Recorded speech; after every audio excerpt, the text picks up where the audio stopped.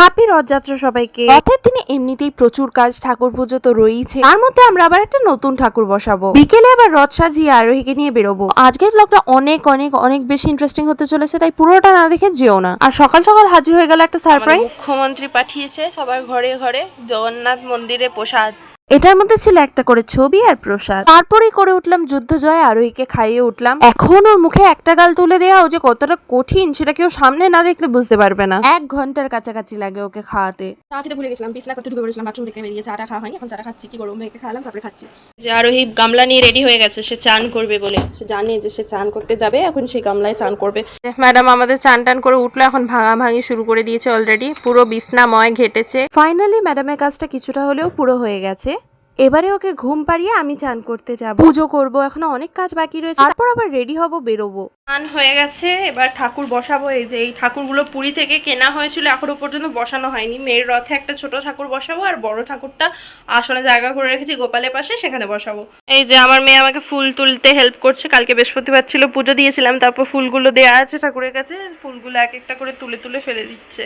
Finally ঠাকুর বসে গেছে, সুন্দর করে পুজো সারা হয়ে গেছে। আর এই দেখো মূর্তিটা, বলতে গেলে এটা আমার ড্রিম কাম ট্রু, যে পুরী থেকে জগন্নাথ ঠাকুর কিনে এনে বাড়িতে বসালাম। আমার বাপের বাড়িতেও পুরীর জগন্নাথ ঠাকুর বসিয়েছিলাম আমরা, মনে ইচ্ছা ছিল যে এখানেও বসাবো। আর দেখো বসিয়েও ফেললাম। পুজো শেষ করে রেডি হয়ে বেরিয়ে পড়লাম।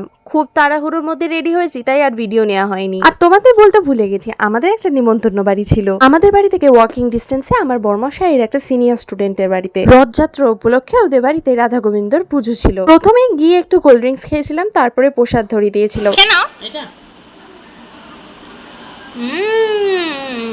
ভালো ভালো টেস্টি। বাবা, তারপর চলে গেলাম আমরা নিচে লাঞ্চ করতে। আর লাঞ্চটাও পুরোটাই কিন্তু ওদের বাড়িতে নিজের হাতে বানানো। তারপর লাঞ্চ টাঞ্চ ছেড়ে আমরা আবারও উপরে ঘরে চলে এসেছিলাম। আর এই রুমটাতে একটু রেস্ট করে নিলাম, কারণ খেয়ে দিয়ে সঙ্গে সঙ্গে তো হাঁটা যায় না। রেস্ট নিয়ে বিকেলের দিক করে বাড়ির জন্য বেরিয়ে পড়লাম। বাড়ি গিয়ে তো আবার রথ সাজাতে হবে। চলো চলো চলো, আমি যাচ্ছি। বাড়ি এসে দেখি কারেন্টটা চলে গেল, তার মধ্যেই রথ সাজালাম অন্ধকারে বসে বসে ঘেমে ঘেমে। তারপর ও দাদা আর আমি নিয়ে গেলাম ওকে।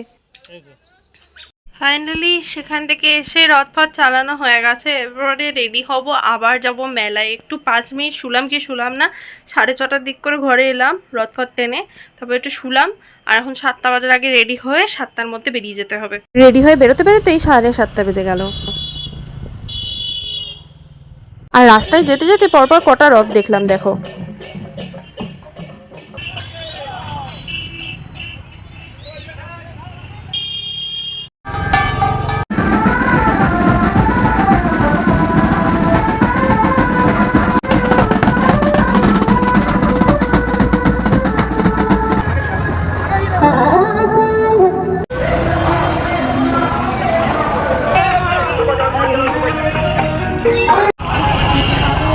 তার ওপারে রথ যাচ্ছে, কিন্তু দেখো কতগুলো লাইটিং, দেখো লাইটিং, দেখো দেখেছো, দেখো অবস্থা, দেখো কটা রথ, দেখো কটা রথ।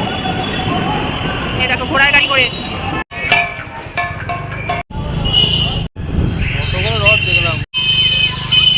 ফাইনালি এত জ্যাম কাটিয়ে পৌঁছে এসেছি। এখনো পৌঁছাইনি, আর একটুখানি সামনেটা, কারণ গাড়ি রাখা। এসে গেছি মেলায়, চলো গাড়ি রাখা হয়ে গেছে।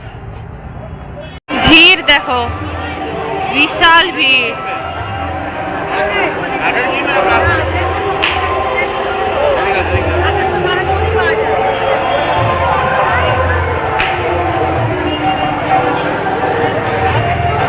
রথের সামনে অব্দি গিয়েছিলাম টাকা দিতে, কিন্তু ততটা ভিডিও করতে পারিনি কারণ অনেক ভিড় ছিল। তারপর 50 টাকা দিয়ে আমি একটা কাঠের খুন্তি কিনেছিলাম, কারণ আর কিছুই পছন্দ হচ্ছিল না সত্যি বলতে গেলে। আর তারপর বৌদির জুতোটা ছিঁড়ে গেছিল, তাই বৌদি একটা জুতো নিল। লাস্টে আমরা কোনো মতে মেলা থেকে বেরিয়ে এসেছিলাম। এক তো মারাত্মক ভিড়, তার মধ্যে আবার গরম, আর তার উপরে বৃষ্টি শুরু হয়ে গেছে। যে আর কোনো ভিডিও করতে পারলাম না। কি কিনেছি না কিনেছি সেটা বাড়ি গিয়ে দেখাবো, দম নেই আর। এবারে বাড়ি যাচ্ছি, বিশাল ভিড়, বিশাল ভিড়। কেনাকাটা টুকটাক করেছি, কিন্তু ভীষণ দাম। মেলা ঘোরা হয়ে গেছে, দিকে কোল্ড ড্রিঙ্কসই খাওয়া হয়নি, তাই জন্য বাগুইহাটিতে কোল্ড ড্রিঙ্কস খেতে দাঁড়ালাম। ফাইনালি বাড়ি পৌঁছালাম। মেলার ভিতরটা এত বেশি গরম যে কি বলবো।